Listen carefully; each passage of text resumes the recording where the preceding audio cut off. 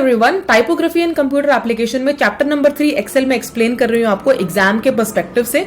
और ये video 12th class के स्टूडेंट्स के लिए इंपॉर्टेंट है जिन्होंने typography and computer application subject skill subject as a skill subject जो है चूज किया है। ठीक है, तो चलिए स्टार्ट करते हैं इस वीडियो को।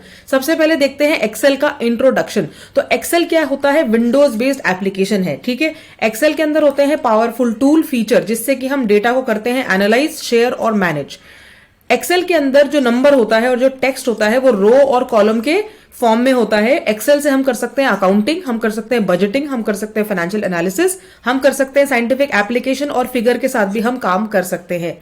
न्यूमेरिकल डेटा में अगर आपको कोई एनालिसिस करना है तो आप एक्सेल कर सकते हो, एक्सेल का यूज कर सकते हो। एनालिसिस कैसे होता है? फॉर्मूला की मदद से। जब हम फॉर्मूला एंटर करते हैं ना एक्सेल में तो हमें रिजल्ट्स मिलते हैं, अकॉर्डिंगली हम कैलकुलेशंस कर पाते हैं। यहां पर लिखा हुआ है कि हम रिकैलकुलेट भी कर सकते हैं रिजल्ट को मैथमेटिकल फॉर्मूलाज के, अगर हम सोर्स के डेटा को बदल दें तो। अब इंपॉर्टेंट चीज यहां पर यह है कि एक्सेल फाइल के अंदर होता क्या है। एक्सेल फाइल के अंदर होती है ढेर सारी वर्कशीट्स, और जब बहुत सारी वर्कशीट्स को हम लिंक करते हैं ना तो उन सारी वर्कशीट्स को हम कहते हैं वर्कबुक। क्या कहते हैं? वर्कबुक। तो यहां पर वही लिखा है, worksheets are pages within a workbook. Workbook के विद इन मतलब अंदर, वर्कबुक के अंदर जो पेज है उसे हम वर्कशीट बोलोगे। और जो वर्कशीट है उसमें डेटा भी हो सकता है और वो ब्लैंक भी हो सकती है। Worksheet can contain information, worksheet independent भी हो सकती है, वर्कशीट एक दूसरे के साथ लिंक भी हो सकती है। ठीक है, हर वर्कशीट के अंदर आपके पास हॉरिजॉन्टल रो होंगे और वर्टिकल कॉलम होंगे। हॉरिजॉन्टल रो मतलब ऐसी हॉरिजॉन्टल रो मिलेंगी और वर्टिकल कॉलम मतलब ऐसे स्ट्रेट कॉलम्स। ठीक है, ये कॉलम हो गए, ये आपके रो हो गए। एक्सेल में आपको दिख जाएगा। अभी आगे दिया हुआ है कि आप कितने कॉलम बना सकते हो और कितने रो बना सकते हो अपने एक्सेल के अंदर। इंपॉर्टेंट ये है कि सेल को हम कैसे डिफाइन करेंगे। अगर एक नंबर का क्वेश्चन आ गया तो रो और कॉलम का जो इंटरसेक्शन होता है ना उसे हम बोलते हैं सेल। मतलब जहां पर रो और कॉलम मिलेंगे, इंटरसेक्ट करेंगे, उस पूरे डब्बे को, उस पूरे रेक्टेंगल को आप बोलोगे सेल। ठीक है, आगे बढ़ते हैं, देखते हैं कि इस चैप्टर के ऑब्जेक्टिव क्या है, मतलब आपको क्या क्या सीखने मिलेगा एक्सेल के चैप्टर में।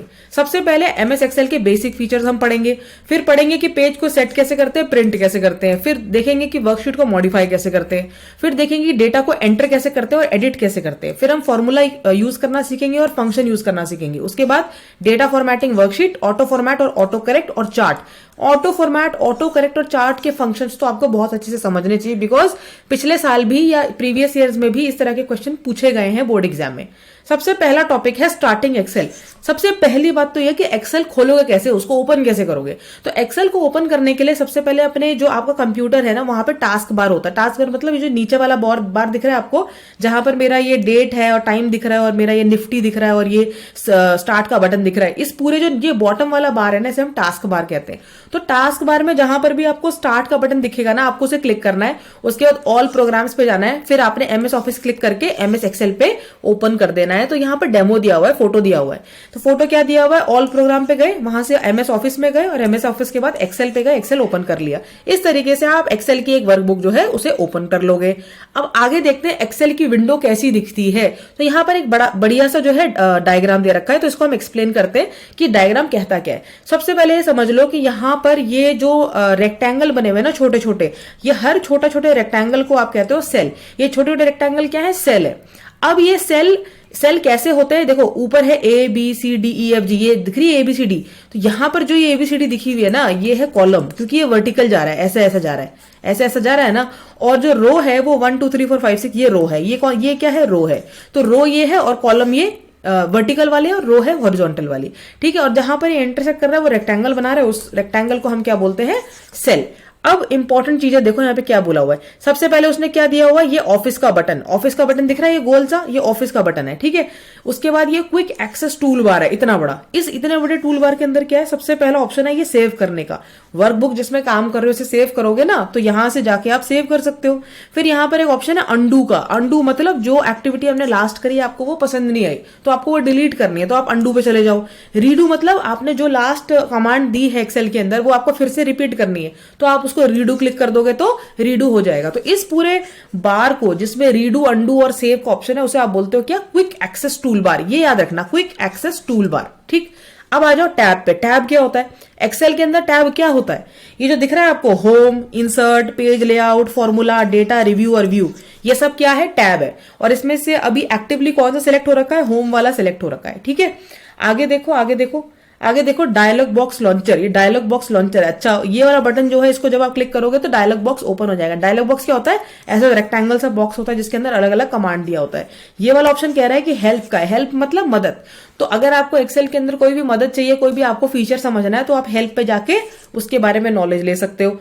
अब देखो इधर ये बोला है, ये है रिबन। अच्छा, इस पूरी चीज को ये बोलता है रिबन है, ये पूरा क्या है? रिबन है। ठीक है, एक्सेल का रिबन बोलते हैं इसको। ठीक है, अब रिबन के नीचे आपका आ जाता है नेम बॉक्स। नेम बॉक्स क्या होता है? ये होता है नेम बॉक्स। जैसे मैं जहां रहती हूं, जो मेरा पता होगा उसका कुछ मतलब पता मतलब एड्रेस, मैं कहां रहती हूँ कैसे पता चलेगा? जो मेरा एड्रेस होगा। तो हर सेल का ना कि भाई कौन सा डेटा कौन सा नंबर कहां बैठा है वो कैसे पता चलेगा? जब आपको उस सेल का एड्रेस पता होगा। तो जैसे यहाँ पे लिखा है ना A1, तो A1 में A1 का मतलब ये है कि A तो है कॉलम और 1 है रो। मतलब कि कॉलम नंबर A और रो नंबर 1 में जो सेल बनेगा उसका एड्रेस हो जाएगा, उसका पता हो जाएगा A1। सपोज मैं ये वाला इस वाले सेल का अगर पता पूछूं आपसे तो क्या बोलोगे? B1। क्यों? क्योंकि B कॉलम है और पहली रो है, तो इसलिए इसका एड्रेस क्या हो गया? B1। तो नेम बॉक्स। तो क्वेश्चन आगे, नेम बॉक्स क्या होता है? भाई नेम बॉक्स क्या होता है? Name box is the address of the cell in which it is present, है ना। Name box tell the column number and the row number. Clear है? ये करंट एक्टिव सेल मतलब भाई जिस सेल पे आप क्लिक करोगे ना तो वो हाईलाइट हो जाएगा। ठीक है, हाईलाइट मतलब वो पूरा ऐसे पॉपअप हो जाएगा, that is called current cell. आगे बढ़ते हैं। इंपॉर्टेंट ये है कि ये जो टैब दिख रहे हैं ना आपको, कोई भी टैब आप ओपन करोगे ना तो आपको इस तरीके से बड़ा सा ऐसे विंडो मिल जाएगी हर उसमें। तो ये जो हेडिंग दिया हुआ है ना नीचे, clipboard, font, alignment, number, style, cell, इनको हम कहते हैं ग्रुप। इसे हम क्या कहते हैं? ग्रुप। ग्रुप और टैब में डिफरेंस है। टैब तो ये ऊपर वाले हैं, होम इंसर्ट वाले, और जो नीचे लिखे हुए हैं ना ये क्लिपबोर्ड, फॉन्ट, जो हेडिंग दिया हुआ है छोटे छोटे, इनको बोलते हैं ग्रुप्स। ठीक है, फॉर्मूला बार क्या होता है? ये छोटा सा दिख रहा है आपको एफएक्स। एफएक्स जहां पे लिखा है ना, उस एफएक्स के आगे जो लंबा सा रेक्टेंगल है ना उसे आप बोलोगे फॉर्मूला बार। तो अगर आप फॉर्मूला बार के अंदर कोई भी फॉर्मूला डालोगे तो आप एक्सेल में ना कोई भी कैलकुलेशन कर सकते हो। ठीक है, यहां पर यही बताया गया है, आई के ये कॉलम दर्शाया गया। ऐसा नहीं कि सिर्फ आई के ही कॉलम है, सारे कॉलम है। तो ये जो ABCD लिखी हुई है सारे कॉलम है, और जो 1 2 3 4 लिखा हुआ है ये सब रो है। यही समझाने की कोशिश करी है इस डायग्राम में। आगे देखो नीचे क्या इन्होंने हाईलाइट किया है, ये रेडी हाईलाइट किया है, ये स्टेटस बार है कि भाई आपकी वर्कशीट अभी सेव हो गई है नहीं हो गई, तो वो स्टेटस बार बता देगा। फिर देखो शीट टैब, ये शीट खुली हुई है, sheet number 1, sheet number 2, sheet number 3, ऐसे आप बहुत सारी शीट यहाँ पे ओपन कर सकते हो। तो ये सारी शीट मिलके एक वर्कबुक बना लेती है। ठीक है, तो शीट 1 मतलब वर्कशीट 1, शीट 2 मतलब वर्कशीट 2, शीट 3 मतलब वर्कशीट 3। तो ये शीट की आपकी टैब हो गई। समझ में आ रहा है? अब यहां पर राइट हैंड साइड पे जाओ तो ये आपको व्यू दिख रहे हैं। देखो छोटे छोटे ऑप्शन यहां पे दिख रहे होंगे आपको। ये छोटे छोटे ऑप्शन है ना, ये normal view, page layout, page break, ये शॉर्टकट बनाए हुए जो ऑप्शन है। ठीक है, शॉर्टकट पे क्लिक कर दोगे तो आपको वो काम हो जाएगा। लेकिन अगर आपको शॉर्टकट नहीं पता है तो ऑब्वियसली फिर आप प्रॉपर व्यू वाले टैब से जाओगे इन सारे व्यू पर पहुंचने के लिए। ठीक है, तो ये हम लोकेट करके बता रहे हैं। ये स्क्रॉल बार है। स्क्रॉल मतलब जैसे हम स्क्रॉलिंग करते हैं ना इंस्टाग्राम पे, ऐसे ऊपर नीचे स्क्रॉल करते हैं ना, उसी प्रकार से अगर हमें सपोज रो में स्क्रॉल करना है, रो में आप ऊपर मूव करना है, नीचे मूव करना है, तो स्क्रॉल बार का आप इस्तेमाल करो। उसी प्रकार से आप स्क्रॉल बार का यहां पर भी इस्तेमाल कर सकते हो। तो इस तरीके से दिखती है आपकी पूरी एक्सेल की विंडो। पूरा समझा दिया मैंने। ठीक है, अब यहां पर आ जाओ एक्सेल रिबन। अभी एक एक करके सारी चीजें बता रहे तो बताओ एक्सेल रिबन क्या था? ये बड़ा सा जो ये रेक्टेंगल डब्बा है इसे पूरा आप एक्सेल रिबन कहोगे। सबसे ऊपर ये ऑफिस का बटन है, फिर ये क्विक एक्सेस टूल बार है जो ऑलरेडी मैं समझा चुकी हूँ। टैब भी मैंने समझा दिया था और ग्रुप भी मैंने समझा दिया है। Command button, format as table, जितने भी इन्हें कमांड बटन बोलेंगे, और डायलॉग बॉक्स लॉन्चर भी पहले से डिस्कस हो गया है। अब इन्होंने इसको सब एक एक करके समझाया है। भाई टाइम है तो समझ लो। ऑफिस बटन के अंदर क्या कर सकते हो? न्यू कर सकते हो। न्यू मतलब नई वर्कबुक खोलनी है, नई वर्कशीट खोलनी है। ओपन मतलब जो एग्जिस्टिंग वर्कशीट है वो खोलनी है। सेव करना है, सेव एज करना है, प्रिंट करना है, प्रिपेयर करना है, भेजना है, पब्लिश करना है या फिर क्लोज करना है। तो ये बेसिक ऑप्शंस कहां मिलेंगे आपको? ऑफिस बटन पे। वो जो गोला सा बटन था ना वो ऑफिस बटन है, गोला नहीं गोल बटन, सॉरी। सेकंड है क्विक एक्सेस टूल बार। अब क्विक एक्सेस टूल बार बताया ना मैंने आपको, सेव, अंडू, रीडू, ये वाला जो टूल बार है इसे क्या बोलोगे? Quick access tool bar. ठीक है, नेक्स्ट है टैब। टैब कौन सी है? Home, insert, page layout, formula, data, review, view, ये सारे क्या है? टैब। और ग्रुप्स भी मैंने आपको समझा दिया था, डायलॉग बॉक्स लॉन्चर भी आपको मैंने दिखा दिया। अब आ जाओ एक्सेल वर्कबुक एंड वर्कशीट पे। एक्सेल वर्कबुक क्या होती है? ऐसी फाइल होती है जिसमें एक या एक से ज्यादा वर्कशीट है। एक या एक से ज्यादा वर्कशीट है। तो एक वर्कशीट है तब भी आप उसे वर्कबुक बोलोगे, एक से ज्यादा वर्कशीट होगी तब भी आप उसको एक्सेल वर्कबुक कहोगे। इससे हम करते क्या है? ऑर्गेनाइज करते हैं इंफॉर्मेशन। अच्छा, एक नई वर्कबुक हमेशा 3 वर्कशीट के साथ आती है। जैसे पेजेस होते हैं ना डॉक्यूमेंट में, उसी प्रकार से आपके वर्कबुक में 3 वर्कशीट तो आपको बाय डिफॉल्ट मिलेगी। और वर्कबुक के अंदर यहाँ बता रखा है 255 वर्कशीट तक आप बना सकते हो। तो fill in the blank question आ गया बोर्ड एग्जाम में कि मैक्सिमम कितनी वर्कशीट बना लोगे आप, तो 255 आंसर है उसका। Data is enter into the worksheets, data enter करते हो वर्कशीट में, ठीक है। Each worksheet has a name on it sheet tab, जो भी शीट टैब है ना उसका नाम आप रख सकते हो। सपोज उसमें शीट 1, शीट 2, शीट 3 लिखा है, ठीक है, आप उसको राइट क्लिक करके ना रीनेम कर सकते हो, मतलब उसमें अपना नाम डाल सकते हो कि सपोज आपकी टीम में 3 लोग हैं और तीनों ने अपना डेटा एक साथ लिख दिया है। तो सपोज एक का नाम है रवि, तो उसके शीट का नाम लिख दो रवि, दूसरे का नाम है सपोज कोमल, उस शीट का नाम लिख दो कोमल, तीसरे का नाम है सपोज दिशा, तो उसका नाम लिख दो दिशा। तो आप रीनेम भी कर सकते हो शीट्स के नाम को। अब देखो वर्कबुक ओपन करने के लिए क्या करना है, इस बटन पे क्लिक करके न्यू कर देना, तो आपकी वर्कबुक जो है ब्लैंक वर्कबुक ओपन हो जाएगी, वो क्रिएट कर देना। अब आ जाओ डेटा एंट्री पे, हम किस किस तरह का डेटा सेल के अंदर एंटर कर सकते हैं। वो जो डब्बा था ना रेक्टेंगल, उसके अंदर किस किस तरह का डेटा आप एंटर कर सकते हो वो यहां समझ रहे हैं, इंपॉर्टेंट है ये। पहला देखो नंबर्स, पहला तो नंबर आप डाल सकते हो उसके अंदर। अब नंबर आप सिंपल होल नंबर डाल लो 1 2 3 4 5, या फिर आप डेसिमल भी डाल सकते हो, या फिर आप साइंटिफिक नोटेशन भी डाल सकते हो, मतलब इस तरीके का कुछ आपको दिखेगा, ठीक है। एक्सेल साइंटिफिक नोटेशन तब दिखाता है जब नंबर जो है ना बहुत लंबा हो, वो सेल में ढंग से विजिबल ना हो, और नंबर साइन ऐसा तब दिखता है जब सेल की एंट्री बहुत लंबी होती है। तो इसको हम कैसे सही कर सकते हैं, जब हम कॉलम की जो चौड़ाई है, उसकी जो वाइडनिंग है, उसको बढ़ा देंगे ना, तो हम पूरे नंबर को हम पढ़ पाएंगे। तो मेन चीज इसमें क्या है कि नंबर किस किस फॉर्म में हो सकते हैं, होल नंबर, डेसिमल और साइंटिफिक नोटेशन। तो ये 3 चीजें इंपॉर्टेंट है नंबर में। सेकंड आ जो टेक्स्ट, सेल के अंदर आप क्या डाल सकते हो, टेक्स्ट मतलब ABCDEFG, आप टेक्स्ट पूरा डाल सकते हो। तो टेक्स्ट डालने के लिए क्या करना है, सिंपल सेलेक्ट करो जो भी आपको उसके अंदर लिखना है, एंटर दबा दो, उसके बाद टेक्स्ट आपका एंटर हो जाएगा उस सेल के अंदर। टेक्स्ट डिस्प्ले हो जाएगा as the active cell as well as the formula bar. मतलब सपोज आपने लिखा है राहुल अपने सेल के अंदर लिखा है, तो राहुल ना फॉर्मूला बार में भी दिखेगा। फॉर्मूला बार क्या था, FX के आगे जो लंबा सा रेक्टेंगल था उसे फॉर्मूला बार कहते हैं, ठीक है। If numbers are to be treated as text use an apostrophe, अगर आप चाहते हो कि नंबर को टेक्स्ट की तरह इस्तेमाल करना है तो अपॉस्ट्रोफी इस्तेमाल करोगे पहले कैरेक्टर में, और कैलकुलेशंस इस तरीके से कि डेटा एंट्री के साथ नहीं हो पाती। तो ये दूसरा इंपॉर्टेंट पॉइंट है आपका टेक्स्ट में। तीसरा है date and time, date and time भी हम एंटर कर सकते हैं सेल में। हम कैसे करेंगे, एक्सेल जो है उन एंट्री को कन्वर्ट कर देता है सीरियल नंबर में और उसको बैकग्राउंड इन्फॉर्मेशन की तरह रखता है, और इस तरीके से डेट और टाइम जो है वो डिस्प्ले होती है। चौथा है डेटा इन सीरीज, सीरीज में अगर डेटा दिखाना है तो क्या करना है, या तो रेंज ऑफ सेल्स आप सेम वैल्यू से भर दो, या फिर series of values with the help of autofill. मतलब अगर आपको चाहिए सपोज 1 2 3 सीरियल नंबर डाल रहे हो, आप चाहिए यार पूरी शीट में ना मुझे 1 2 3 4 5 6 7 मतलब ऐसे 10 15 50 तक आ जाए, तो उसके लिए क्या करोगे आप, ऑटोफिल का इस्तेमाल करोगे, ठीक, ऑटोफिल। या फिर अगर सपोज सारे सेलों में आपको चाहिए कि यहाँ पे 21, यहाँ पे 21, यहाँ पे 21, तो उसके लिए भी आप ऑटोफिल का ऑप्शन इस्तेमाल कर सकते हो। आगे आ जाओ नेविगेटिंग द वर्कशीट। नेविगेटिंग में बात आ रही है पेज सेटअप की, ये इंपॉर्टेंट है। छोटे 2 नंबर क्वेश्चन, 1 नंबर क्वेश्चन बन सकता है। पेज लेआउट जो टैब होगी ना, उसमें जो पेज सेटअप का ग्रुप होगा उसके अंदर इतने सारे ऑप्शन आपको मिल जाएंगे। पहला ऑप्शन क्या है, मार्जिन। दूसरा ऑप्शन क्या है, ओरिएंटेशन। तीसरा ऑप्शन क्या है, साइज। चौथा ऑप्शन क्या है, प्रिंट एरिया। पांचवा ऑप्शन है बैकग्राउंड, और छठा ऑप्शन है प्रिंट टाइटल। ये सब किस में आ रहा है, पेज सेटअप ग्रुप में आ रहा है। ग्रुप का नाम क्या है, पेज सेटअप। सबसे पहले देखो मार्जिन। मार्जिन मतलब आप top margin, bottom, left, right margin आप सेट कर सकते हो अपनी वर्कबुक के अंदर। आप ओरिएंटेशन सेट कर सकते हो लैंडस्केप या पोर्ट्रेट, ठीक है, ये साइजेस होते हैं। तीसरा साइज, आप पेपर का साइज भी यहाँ पे कर सकते हो, A4 A3 जो भी पेपर का साइज आपको प्रिंट करवाना है। वर्कबुक को सेव कैसे करते हैं, प्रिंट कैसे करते हैं, दोबारा इस बटन पे जाना, सेव एज पे जाना, फाइल का नाम लिख देना और सेव कर देना। जैसे आप डॉक्यूमेंट सेव करते हो ना, ऐसे ही आप एक्सेल भी सेव करते हो। आगे देखो एडिटिंग एक्सेल। एक्सेल को एडिट कैसे करोगे, एक्सेल को एडिट करने का तरीका क्या है, जो भी सेल है ना उसको डबल क्लिक करो और उसके अंदर जो भी आपको लिखना है लिखो, उसका एंटर क्लिक कर दो, आपका सेल एडिट हो जाएगा। उसमें कोई ऐसी चक्कर वाली बात नहीं है। अब यहाँ देखो सिंगल सेल। सिंगल सेल में आपको क्या करना है, click once in the cell, आप एडिट कर दो। एंटायर रो में करना है तो पूरे रो के लेवल को क्लिक कर दो। रो के लेवल मतलब ये जो 1 2 3 4 लिखा हुआ है ना, रो ऐसे बनी रहती है ना, ये ऐसे बना रहता है। तो अगर आप इसके आगे क्लिक कर दोगे तो पूरी की पूरी रो जो है सिलेक्ट हो जाएगी, एंटायर रो सिलेक्ट हो जाएगा। एंटायर कॉलम भी सिलेक्ट हो जाता है, एंटायर वर्कशीट भी सिलेक्ट हो जाती है। एंटायर वर्कशीट मतलब पूरी की पूरी वर्कशीट भी सिलेक्ट हो सकती है। और इसके लिए ना जो ये वर्कबुक होती है ना, यहाँ पे एक छोटा सा बटन होता है, उसको क्लिक कर दोगे ना, ये पूरी सिलेक्ट हो जाएगी, उसे कहते हैं एंटायर वर्कशीट सिलेक्ट करना। क्लस्टर ऑफ सेल मतलब जो भी क्लस्टर मतलब झुंड मतलब ग्रुप, तो ग्रुप ऑफ सेल्स अगर आपको उस पर ड्रैग कर दोगे माउस को तो वो ग्रुप ऑफ सेल सिलेक्ट हो जाएगा। इसमें क्या बड़ी बात है, ठीक है। और इसका यहाँ पर शॉर्टकट दे रखा है, ये आप भूलोगे देखना, क्लस्टर ऑफ सेल का शॉर्टकट क्या है। तो क्लस्टर ऑफ सेल का शॉर्टकट क्या है, शिफ्ट की while using the arrow keys। तो शिफ्ट की और एरो की का इस्तेमाल करके आप क्लस्टर ऑफ सेल्स को सिलेक्ट कर सकते हो।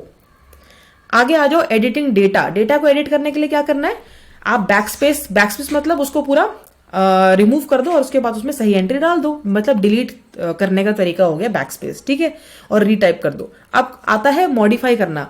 मॉडिफाई मतलब चेंजेस लाना, वर्कशीट में रो में कॉलम में चेंजेस कैसे लाओगे। तो वर्कशीट रो कॉलम में कैसे चेंज लाओगे, होम टैब पे जाओगे और फिर इंसर्ट करोगे, इंसर्ट वर्कशीट, एक नई वर्कशीट ऐड हो जाएगी। रो में आप इंसर्ट करोगे, इंसर्ट शीट रोज, तो रो ऐड हो जाएगी। कॉलम ऐड करने हैं तो फिर दोबारा इंसर्ट में इंसर्ट कॉलम, तो कॉलम भी ऐड हो जाएंगे। और इसका ना शॉर्टकट भी होता है, सेल पे आप क्लिक करके राइट क्लिक करोगे ना तो उसमें बड़े सारे ऑप्शन आ जाएंगे, इंसर्ट रो, इंसर्ट कॉलम, तो उससे भी आप शॉर्टकट से काम आपका बन जाएगा। आगे देखो resizing rows and columns. Resize मतलब उसका साइज बदलना है आपको। किसका साइज बदलना है, रो का और कॉलम का साइज बदलना है। तो उसके लिए क्या करोगे, होम टैब पे जाओगे, सेल ग्रुप क्लिक फॉर्मेट करोगे, रो हाइट और कॉलम की विड्थ को आप सेट करोगे। इस प्रकार से आप रो और कॉलम की रीसाइजिंग कर सकते हो, मतलब उसका साइज बदल सकते हो, उसकी विड्थ बदल सकते हो, उसकी जो है हाइट भी बदल सकते हो रो की। आगे आ जाओ मूविंग सेल और कॉपिंग सेल। मूविंग सेल मतलब सेल को अगर आपको मूव करना है दूसरे सेल में तो क्या करोगे, होम टैब क्लिपबोर्ड में कट कर लोगे और फिर उसको पेस्ट कर दोगे। और इसका सिंपल यही है कि जैसे दो सेल बने हुए हैं ना, अगर आपको इसको मूव करना तो यहाँ पे इसको सिलेक्ट करना, शॉर्टकट बता रही है, कंट्रोल सी कर दो और यहाँ पे जाके जहां पे आपको पेस्ट करना है वहां कंट्रोल वी कर दो, तो बात वही है, वो पेस्ट हो जाएगा। ये पूरा स्टेप बाय स्टेप है, शॉर्टकट तो हम सबको पता ही है। तीसरा देखो ड्रैग एंड ड्रॉप। ड्रैग मतलब खींचना, ड्रॉप मतलब ड्रॉप कर देना, ठीक है। To move the cell contents only a short distance. अगर आपको थोड़ा सा ही डिस्टेंस पे उसको ड्रैग कर रहा है तो आप ड्रैग एंड ड्रॉप मेथड इस्तेमाल कर लो। जो हाईलाइटेड बॉर्डर है सेल का उसको आप ड्रैग करो और डेस्टिनेशन सेल तक उसको माउस तक, मतलब आप एक छोटे सेल को ना खींच सकते हो, बड़ा बना सकते हो सेल को। मतलब ये वाला छोटा सेल है, आप उसको पूरा खींच के बड़ा बनाना है तो आप क्या करोगे, सिंपल माउस को पकड़ोगे और उसको ड्रैग करोगे और जहां तक उसको आपको सेलेक्ट करना है वहां पे आप उसको ड्रॉप कर दोगे। इसीलिए नाम क्या है, ड्रैग एंड ड्रॉप। आगे चलते हैं फ्रीज पेन। फ्रीज मतलब उसको वहीं पे रोक दो, ठीक है। तो वर्कशीट पे हम क्या कर सकते हैं, जब हमें रो और कॉलम को लॉक करना है ना तो click the cell below and to the right of where the split has to appear. उसके बाद रो को लॉक करने के लिए सिलेक्ट द रो बिलो जहां पे स्प्लिट अपीयर होना है, और कॉलम को लॉक करने के लिए आपको कॉलम को स्प्लिट करना पड़ेगा। तो ये तो प्रैक्टिकली देखोगे तभी समझ में आएगा फ्रीज पेन्स। व्यू टैब में आपको मिल जाएगा फ्रीज पेन। अब क्वेश्चन आ जाएगा कि फ्रीज पेन आपको कहां मिलता है, कौन से टैब पे मिलेगा, तो कौन से टैब पे मिलेगा, व्यू पे। व्यू में जो विंडो ग्रुप होगा ये, इसके अंदर मिलेगा आपको क्या, फ्रीज पेन। विंडो ग्रुप के अंदर मिलेगा फ्रीज पेन, ठीक है। तो जब कोई एक पेन को फ्रीज करता है तो क्या होता है, उसमें फिर ऑप्शन सेलेक्ट हो जाएगा अनफ्रीज पेन, ऑटोमेटिकली आ जाता है ताकि आप उसको दोबारा से अनलॉक कर सको जो आपने फ्रोज कर दिया है। फ्रोज मतलब लॉक कर दिया, ठीक है। फाइंड एंड रिप्लेस डेटा, ये भी इंटरेस्टिंग है। इसमें क्या है, ऐसा डायलॉग बॉक्स आएगा, फाइंड एंड रिप्लेस। कहां से आएगा डायलॉग बॉक्स, होम टैब पे जाना, जो एडिटिंग ग्रुप होगा ना उसके अंदर आप रिप्लेस का बटन क्लिक करना, तो यहां पर फाइंड रिप्लेस वाला ये डायलॉग बॉक्स ओपन हो जाएगा। अब इसमें आप, इतनी बड़ी वर्कबुक है, उसमें बहुत सारा डेटा है, ठीक है, लेकिन आपको उसमें ढूंढना है कि कहां पर एग्जैक्टली। तो आप फाइंड व्हाट के आगे जाके यहां पर एंटर करोगे ना तो वर्कशीट में जहां पर भी वो डेटा होगा वो आपको फाइंड करके देगा और रिप्लेस भी कर देगा। अगर आप कह रहे हो कि इस वर्कशीट में सपोज जहां जहां लिखा है ओके, उसको ओके को बदल के आप ट्रू कर दो, TRU लिखना है, तो आप फाइंड व्हाट में ओके डालोगे और रिप्लेस विद ट्रू लिख दोगे। तो जहां जहां शीट में ओके लिखा होगा ना वहां शब्द जो है ट्रू में बदल जाएगा। और ये कैसे करोगे आप, यहां से रिप्लेस का बटन क्लिक करके, ठीक। अब आगे आ जाओ ऑटोफिल। ऑटोफिल में क्या होता है, ऑटोफिल में जब आपको नंबर की series, text combinations, date, time period जब आपको सेट करने होता है, आप ऑटोफिल का इस्तेमाल तब करते हो, ऑटोफिल करना, ठीक है। अब फॉर्मेटिंग देख लो, सेल की फॉर्मेटिंग भी होती है, ये नंबर की फॉर्मेटिंग होती है। Number, currency, accounting, date, time, percentage, fraction, scientific, text, special, custom, ये सब क्या है, फॉर्मेटिंग हो रही है यहाँ पे। किसकी फॉर्मेटिंग हो रही है, सेल की। नंबर फॉर्मेटिंग हो सकती है, अलाइनमेंट की हो सकती है, फॉन्ट की हो सकती है, बॉर्डर की हो सकती है, पैटर्न की हो सकती है, प्रोटेक्शन की भी हो सकती है। Number tab, alignment tab, font tab और border tab, formatting rows and columns and height, ठीक है। ये पूरा बता रखा फॉर्मेटिंग। यहां से देख लो आप कितना इजी है फॉर्मेट करना। ये देखो, ये रो हाइट मैंने बताया था ना, रीसाइजिंग हो सकती है, ठीक है। Auto fit row height, column width change कर सकते हो, ये भी क्या हो रहा है, रीसाइजिंग हो रही है। पिछले पॉइंट में पढ़ा था ना। और यहाँ पे नीचे देखो विजिबिलिटी में हाइड एंड अनहाइड, आप शीट को हाइड भी कर सकते हो, अनहाइड भी कर सकते हो, ऑर्गेनाइज कर सकते हो, rename sheet, move sheet, protect भी कर सकते हो शीट को। प्रोटेक्ट मतलब पासवर्ड डाल सकते हो शीट के अंदर, लॉक कर सकते हो और फॉर्मेट भी कर सकते हो। जब आप यहाँ पर फॉर्मेट पे जाओगे तो हाइड रोज, अच्छा ये वाला नहीं है, ठीक है, ठीक है, ठीक है, ठीक है, आगे बढ़ो।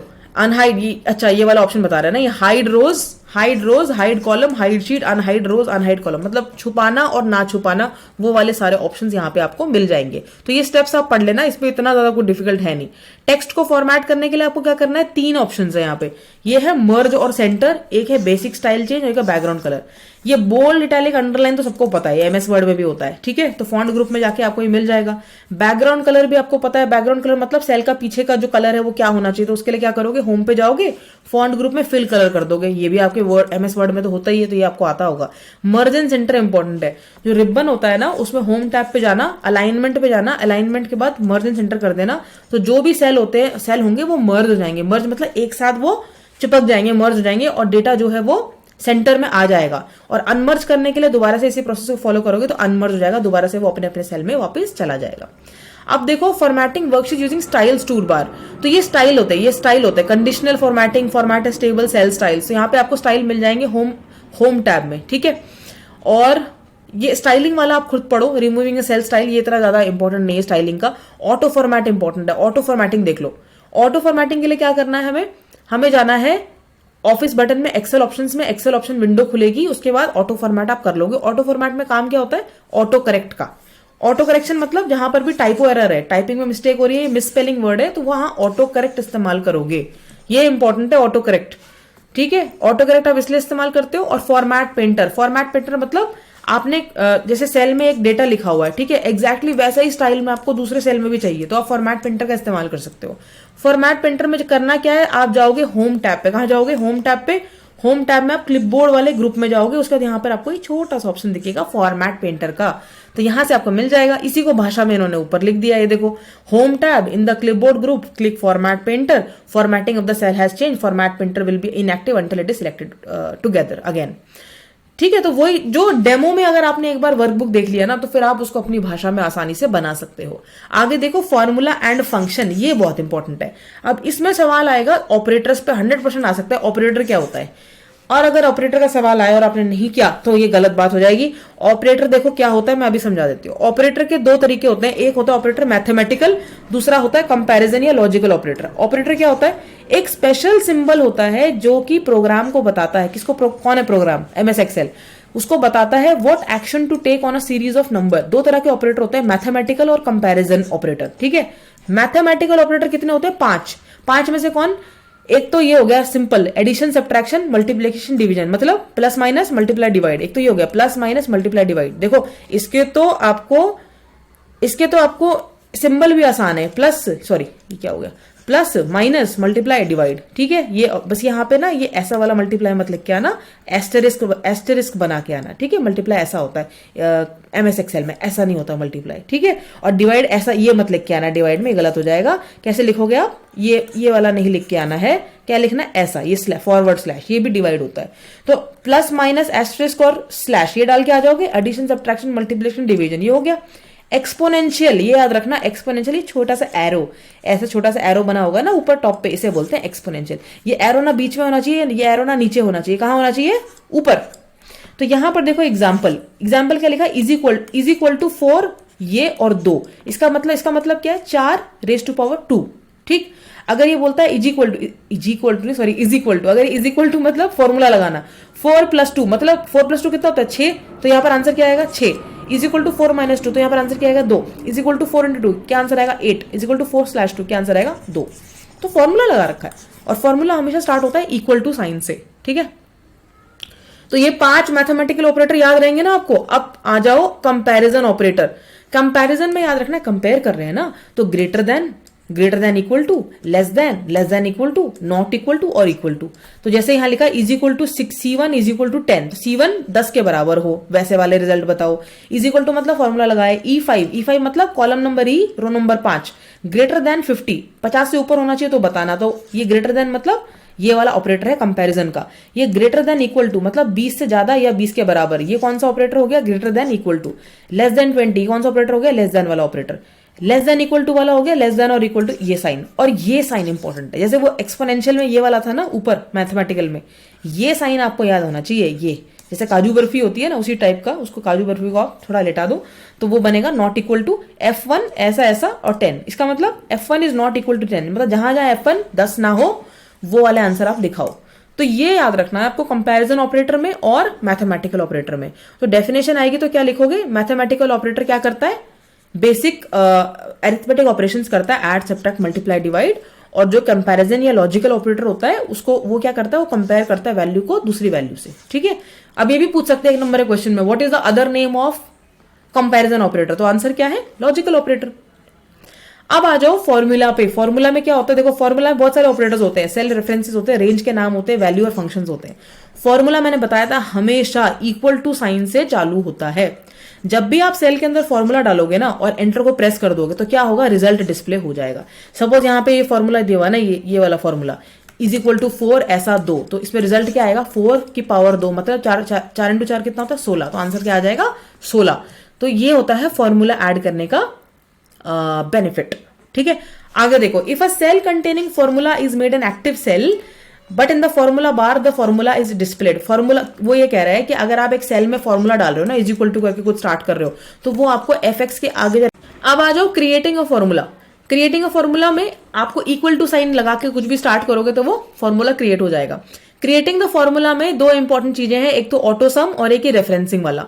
ऑटो सम क्या होता है, ऑटो मतलब अपने आप, ऑटो मतलब अपने आप, सम मतलब प्लस करना। ठीक है, तो जब भी हमें वैल्यूज को ऑटोमेटिकली प्लस करनी होंगी ना तो हम ऑटो सम इस्तेमाल करेंगे। एग्जांपल दिया हुआ है, auto sum function to add the contents of 5 cell. 5 cell के कंटेंट मतलब उन 5 सेलों में जितने भी नंबर दिए हुए हैं ना उन सबको ऐड करना है। तो कैसे करोगे, सबसे पहले सेलेक्ट द सेल रेंज। अगर आपने लिखा है J5 सेमीकोलन J8, इसका मतलब J5 से लेके J8 तक, मतलब कॉलम नंबर J में 5 से लेके 8 रो तक जितने भी नंबर डाले हुए हैं ना आपने उस सेल के अंदर, वो पूरी रेंज आप बता रहे हो। ठीक है, तो इसीलिए बीच में ये हम कोलन इस्तेमाल करते हैं। अब देखो करना क्या है, फॉर्मूला पे जाना है, फंक्शन लाइब्रेरी ग्रुप में ऑटो सम पे जाओगे और सम कैसे डिस्प्ले हो जाएगा, J9 पे हो जाएगा इस तरीके से। ये है ऑटो सम डाल रहे हैं, ये ऑटो सम हो रहा है। तो जैसे यहाँ पे लिखा है ना 3655, ठीक है, तो ये ऑटो सम लिखा है। अब ये कॉलम नंबर क्या होगा, ऊपर J है और रो नंबर क्या है 5 से लेके 8 तक, 5 6 7 8। वो कह रहा है इन चारों का प्लस करके दो मेरे को। तो फॉर्मूला क्या लगेगा, is equal to sum bracket खोलो J5 कॉलन लगाओ क्योंकि रेंज बता रहे हो J8, बंद कर दो ब्रैकेट और उसके बाद एंटर प्रेस कर देना, सॉरी प्लस नहीं एंटर प्रेस कर देना और फिर आपको मिल जाएगा क्या, रिजल्ट मिल जाएगा। क्या मिल जाएगा, रिजल्ट। और रिजल्ट क्या है, 5 + 10, 10 + 6 16 और 3 19, तो 19 रिजल्ट आ जाएगा। इसीलिए हम ऑटो सम का इस्तेमाल करते हैं। ठीक है, अब आ जाओ relative absolute and mixed referencing में। अब ये रेफरेंसिंग का क्वेश्चन पक्का आ सकता है 2 नंबर का 4 नंबर का, क्योंकि ये सबसे नीचे नीचे टॉपिक है और बच्चे ऊपर का तो पढ़ लेते हैं लेकिन पीछे का जो है वो रह जाता है। तो हम लेकिन उसको ये काम हम नहीं करेंगे। ठीक है, आप देखिए सबसे पहले देखिए रिलेटिव रेफरेंसिंग। रिलेटिव रेफरेंसिंग क्या होती है, calling cell by just their column and row labels is called relative referencing. जब हम सेल को बुलाते हैं सिर्फ उसके कॉलम और रो के लेबल से, उसे हम रिलेटिव रेफरेंसिंग कहते हैं। जब फॉर्मूला में रिलेटिव रेफरेंसिंग लगा होता है तो वो एक सेल से दूसरे सेल में कॉपी हो जाता है और एग्जैक्ट फॉर्मूला जो है वो क्रिएट नहीं हो पाता। तो फिर वो क्या होता है, वो सेल एड्रेस को बदल देता है। सिंपल सी बात है कि अगर ये इज इक्वल टू D2 ये लिखा हुआ है, इज इक्वल टू D2 और ये मल्टीप्लाई का साइन और A2, मतलब D2 और A2 में जो वैल्यू दोनों को मल्टीप्लाई करके मुझे रिजल्ट दो, ये फॉर्मूला डाला हुआ है। तो ये रिलेटिव रेफरेंस है, मतलब जब ये फॉर्मूला आप कॉपी करोगे और उसको आप F3 में डालोगे, यहां पे इसको कॉपी करोगे ना यहाँ पे, तो फॉर्मूला जो होगा वो कैसे अपीयर होगा, is equal to D3 multiplication A3। तो ये हो गई आपकी कौन सी रेफरेंसिंग, रिलेटिव रेफरेंसिंग, मतलब बार बार वैल्यू चेंज होती रहेगी, बदलती रहेगी। लेकिन अब एब्सोल्यूट रेफरेंसिंग में क्या होता है कि फॉर्मूला सेम रहता है। एब्सोल्यूट रेफरेंस में क्या होता है, सेल एड्रेस बदलेगा नहीं, डॉलर साइन आप लगा दोगे, डॉलर साइन लगा दोगे। एब्सोल्यूट रेफरेंसिंग में डॉलर साइन लगा दोगे ताकि आपका जो फॉर्मूला है वो बदले ना, चाहे आप किसी भी सेल में उसको मूव करो। तो रेफरेंस जो होता है हो जाता है वो एब्सोल्यूट हो जाता है और वो बदलता नहीं जब उसे आप कॉपी करोगे। सपोज ये F2 में ये फॉर्मूला लगा हुआ है, अगर मैं F3 में इसको सीधा उठा के कंट्रोल भी कर दूंगी ना तो ये सेम ही जो रेफरेंस है वो यहाँ पे कॉपी होगा, कुछ भी चेंज नहीं होगा, सेल का एड्रेस चेंज नहीं होगा। इसलिए सब बोलते हैं एब्सोल्यूट रेफरेंस। और ये डॉलर के साइन से इंगित किया जाता है, आई डोंट नो इंगित मतलब नोटिफाई किया जाता है। तीसरा है मिक्स्ड रेफरेंसिंग। मिक्स्ड रेफरेंसिंग क्या होता है, रिलेटिव और एब्सोल्यूट का कॉम्बिनेशन होता है मिक्स्ड रेफरेंसिंग। जैसे कि इस फॉर्मूला में सेल D2 जो है उसको वो फिक्स कर रखा है, क्योंकि यहाँ पे फिक्स कर रखा है, और जो कॉलम ऑफ सेल A2 है उसको वो भी फिक्स कर रखा है। तो ये एग्जाम्पल है मिक्स्ड रेफरेंसिंग है, जहां पर रिलेटिव और एब्सोल्यूट दोनों इस्तेमाल हो रहे हैं। अब आ जाओ फंक्शंस पे। फंक्शंस भी बहुत इंपॉर्टेंट है। फंक्शंस में देखो क्या है, कितने तरह के फंक्शन हम सीख रहे हैं यहाँ पे। एक तो सम वाला फंक्शन आ गया, अच्छा 4 या 5 ही है, हाँ 5 है, 1 2 6 है, ठीक है 6 भी नहीं 7 है, ठीक है 7 फंक्शन बता रहा है। फटाफट देख लेते हैं कौन कौन से फंक्शन ये बता रहा है। ठीक, अब इसमें सबसे पहले देखो फंक्शन अगर आ गया, please explain the different types of function, तो क्या लिखोगे? पहला है सम फंक्शन। ऑटो सम और सम फंक्शन में डिफरेंस है। ऑटो सम में तो ऑटोमेटिकली ऐड हो जाता है, लेकिन सम फंक्शन में आप जो सेल की रेंज दोगे वही ऐड होगा। सिंटैक्स ये याद रखना, सिंटैक्स पूछ लिया अगर तो क्या बोलोगे? सिंटैक्स पूछेगा तो क्या बोलना है? Is equal to sum, bracket खोलोगे नंबर 1 जैसे 15, 12, 13, दिस ब्रैकेट क्लोज, आंसर आ जाएगा। ये सिंटैक्स होता है, ठीक है। अब इसका रेंज अगर आपको डालना है तो is equal to sum, bracket open A1 is to A4, is to मतलब A1 से लेकर A4 तक जितने भी सेल है उन सबका सम करके दो मेरे को।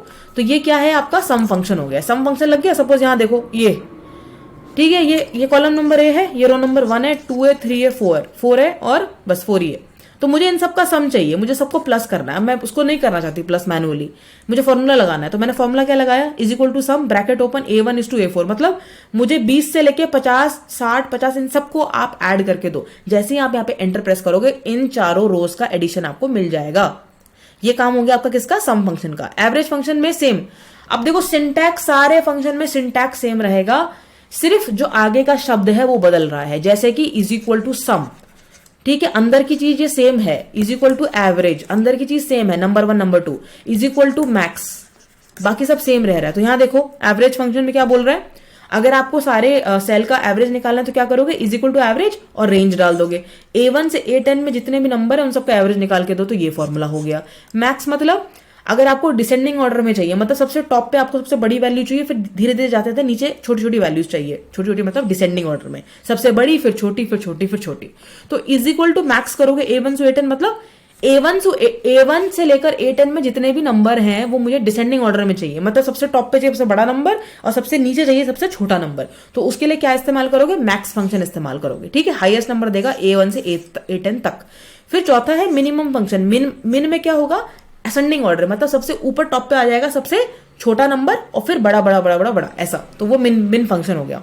फिर आएगा आपका काउंट फंक्शन। तो काउंट फंक्शन में क्या है? COUNT, काउंट लगा दिए। इसमें आपको क्या करेगा? जिसमें नंबर होंगे वो आपको वापस कर देगा काउंट फंक्शन में। काउंट इफ मतलब अगर आप कोई क्राइटेरिया दे रहे हो तो काउंट इफ लगाओगे। काउंट इफ किसके लिए होता है? अगर आप रेंज और क्राइटेरिया दे रहे हो। फॉर एग्जाम्पल ये एग्जाम्पल है काउंट इफ का। Is equal to count if A1 is to A10 quotation में डाल दिया ग्रेटर देन 80। इसका मतलब ऐसा नंबर काउंट करो, इफ मतलब मैंने यहाँ पे क्राइटेरिया दे दिया है A1 से A10 में जो भी ग्रेटर देन 80 है वो मेरे को रिजल्ट यहाँ पे दो। तो ये मैंने कंडीशन लगा दी, तो ये काउंट इफ हो गया। सम इफ मतलब अगर ये कंडीशन सेटिस्फाई होगी तभी आपको सम करना है। A1 से A10 में जो भी 80 से ऊपर है उन सबको सम करके दो। तो सम इफ फंक्शन में क्या होता है? जब आपको नंबर ऐड तो करना है लेकिन आपके पास एक क्राइटेरिया है कि वही वाला नंबर ऐड करने हैं जो क्राइटेरिया को मीट कर रहे हैं। तो ये डिफरेंस है सम फंक्शन में और सम इफ में, ठीक है। तो ये तीनों चीजें अलग हैं, ऑटो सम इफ और सम फंक्शन। तीनों चीजों में डिफरेंस आपको पता होना बहुत जरूरी है।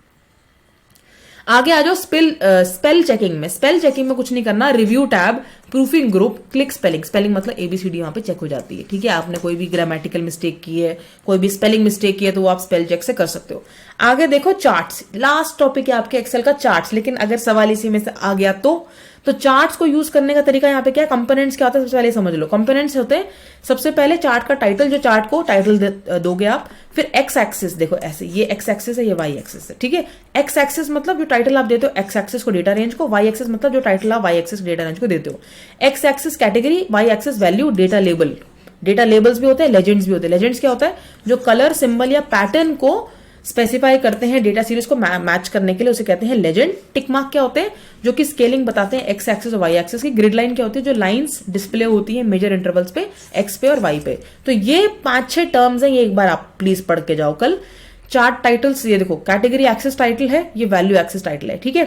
ये कैटेगरी एक्स टाइटल है, ये कैटेगरी वाई टाइटल है। अब ये रेंजेस बता रखी है, एक ये रेंज ए, रेंज बी, ठीक, range A, range B, range A, range B.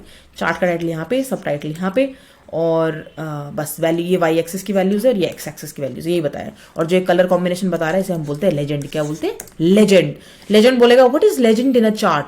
तो क्या होता है legend? It specifies the colour, symbol और pattern use to mark data series, वो लेजेंड होता है। अब चार्ट के टाइप्स, ये लास्ट ही है, बिल्कुल लास्ट है, इसके बाद कुछ नहीं है, ठीक है। चार्ट के टाइप्स देख लो। चार्ट के टाइप्स में सबसे पहले आ जाता है कॉलम चार्ट्स। कॉलम चार्ट्स क्या होते हैं? जिसमें इस तरीके से आपको कॉलम्स दिखेंगे, बार चार्ट क्या होता है, जिसमें आपको ऐसे दिखेंगे, ये जो हॉरिजॉन्टली आपको जब आइटम्स दिखेंगे उसे आप कहते हो बार चार्ट, ठीक है। उसके बार चार्ट के बाद आता है एरिया चार्ट, जहां पे आपको एरिया दिखेगा, रिलेटिव कंट्रीब्यूशन दिखेगा टोटल ओवर टाइम, मतलब यहाँ पर टाइम बताएगा और यहाँ पर फिगर बताएगा। तो बीच में जो ये एरिया है इसे हम बोलेंगे एरिया चार्ट्स, ठीक है। लाइन चार्ट्स क्या होता है, जहां पर आपको जिस चार्ट में ऐसी ऐसी लाइन होंगी, ऐसी लाइंस है, उसे आप क्या कहोगे, लाइन चार्ट्स कहोगे। पाई चार्ट क्या होता है, सबको पता है, पाई जैसे पिज्जा होता है ऐसे पाई चार्ट, ये पाई चार्ट हो गया, ठीक है। ठीक है चलो, चार्ट्स को क्रिएट कैसे करते हैं ये एक और टॉपिक है। ये 2D कॉलम ये तो आप कर सकते हो, कोई दिक्कत नहीं है इसमें, एक बार इसको पढ़ लेना तो हो जाएगा। क्वेश्चंस चलो प्रैक्टिस क्वेश्चंस देख लो एक बार। प्रैक्टिस क्वेश्चंस में फॉर्मूला किससे स्टार्ट होता है भाई, इज इक्वल टू साइन से फॉर्मूला स्टार्ट होता है। Intersection of a row and column क्या होती है, सेल। एक्सेल वर्कबुक में क्या होती है, कैन हैव नंबर ऑफ, क्या हो सकते हैं एक्सेल वर्कबुक में, वर्कशीट से ही तो वर्कबुक बनता है ना। The function dash is use for calculating average, कौन सा फंक्शन, एवरेज फंक्शन, ठीक है। Selected cell in Excel is called, selected cell को क्या बोलते हो आप, जो सेलेक्ट किया हुआ है, जो हाईलाइट होगा, active cell. Dash is a group of cells, cluster बोलोगे उसको आप, तो क्लस्टर बोलोगे, या अगर आपको आंसर पता है तो आप बताना कमेंट्स में। ऐसी रेफरेंसिंग में cell reference does not change while copying formula, किस में चेंज नहीं होती, एब्सोल्यूट में, क्योंकि रिलेटिव में तो चेंज हो जाती है, और मिक्स दोनों का कॉम्बिनेशन होता है। स्प्रेडशीट को आप क्या बोलते हो, वर्क बुक भी कह सकते हो, वर्कशीट कह सकते हो, ठीक है। What is the method of कॉपिंग formula, formula को कॉपी करने का मेथड क्या है, कंट्रोल सी कंट्रोल भी करो, कॉपी हो जाएगा, ठीक है। और यहां पर ये वाले बता देना, एब्सोल्यूट रेफरेंसिंग, मिक्स रेफरेंसिंग और रिलेटिव रेफरेंसिंग। चार्ट में डेटा कैसे ऐड करते हो वो बताना है। ऑटो फॉर्मेट फीचर में क्या होता है, फॉर्मेटिंग बदलती है। टाइप्स ऑफ चार्ट्स कौन से होते हैं, कौन से चार्ट्स होते हैं, बार चार्ट, लाइन चार्ट, और अभी तो पढ़ा था हमने बार चार्ट, लाइन चार्ट, आगे मैडम को याद कराते हो, हाँ, line chart, bar chart, area chart और कॉलम चार्ट। कॉलम, बार, एरिया और लाइन और पाई, 5 है। कॉलम, बार, एरिया, लाइन और पाई, ठीक है। कौन से हो गए, column chart, bar chart, area chart, line chart और पाई चार्ट, 5 है चार्ट, 5 याद कर लेना, चार्ट्स बहुत इंपॉर्टेंट है। Differentiate between sum if and count if, ये मैंने बताया था, इसमें एक वर्ड बहुत इंपॉर्टेंट है जो आप लिख के आओगे एग्जाम में, क्राइटेरिया। जब आप क्राइटेरिया स्पेसिफाई करते हो रेंज ऑफ सेल्स में, और फिर अगर आपको एडिशन करना है या काउंट करना है तो आप इफ लगा लोगे, सम इफ, काउंट इफ। ऑटोफिल का क्या होता है, जब आपको सीरीज ऑफ जो डेटा होता है उसको कॉपी करना होता है। रिलेटिव एब्सोल्यूट रेफरेंसिंग में क्या एग्जांपल, क्या मतलब था, क्या डिफरेंस था। रिलेटिव में क्या होता है, जब आप कॉपी करते हो ना फॉर्मूला, तो वो सेल का एड्रेस बदल देता है, लेकिन एब्सोल्यूट में जब आप कॉपी करोगे तब भी वो सेल का एड्रेस नहीं बदलेगा। What are the uses of operators in Excel, use पूछ लिया, टाइप्स नहीं पूछा। ऑपरेटर का यूज क्या होता है, कि आप उसमें एडिशन कर सकते हो, प्लस कर सकते हो, माइनस कर सकते हो, मल्टीप्लाई कर सकते हो, डिवाइड कर सकते हो, एक्सपोनेंशियल कुछ निकाल सकते हो, ठीक है। आप कंपैरिजन कर सकते हो, greater than equal to, less than equal to, not equal to, तो ये सब क्या है, कंपैरिजन कर सकते हो, लॉजिक डिफाइन कर सकते हो, या फिर मैथमेटिकल कैलकुलेशंस कर सकते हो, ये इसका यूज ऑफ ऑपरेटर्स है। आगे देखो, ये वाला क्वेश्चन दिया हुआ, वर्कशीट दिया हुआ, तो पूछा हुआ यहाँ पे टोटल निकालिए, एवरेज निकालिए, हाईएस्ट निकालिए, लोएस्ट निकालिए। एवरेज निकालने के लिए एवरेज वाला फॉर्मूला इस्तेमाल करोगे। हाईएस्ट फॉर ईच मंथ के लिए क्या यूज करोगे, मैंने बताया था ना डिसेंडिंग में, तो डिसेंडिंग में क्या यूज करोगे, मैक्स, डिसेंडिंग में मैक्स यूज करोगे फॉर्मूला, और लोएस्ट में क्या करोगे, इज इक्वल टू मिन, ठीक है। कॉलम ग्राफ क्रिएट करना है यहाँ पे, showing the heading monthly sales for 6 months. तो कॉलम ग्राफ आप कैसे बनाओगे, वो ग्राफ का एग्जाम्पल दिया हुआ था। तो इसी प्रकार से ये एक्सेल का जो पूरा चैप्टर है वो हमें क्लियर हो गया है विद प्रैक्टिस क्वेश्चंस। फिर भी अगर आपके कोई सवाल हैं तो कमेंट सेक्शन में लिखिए और मुझे बताइए। And all the very best for your exam. Thank you for watching this video.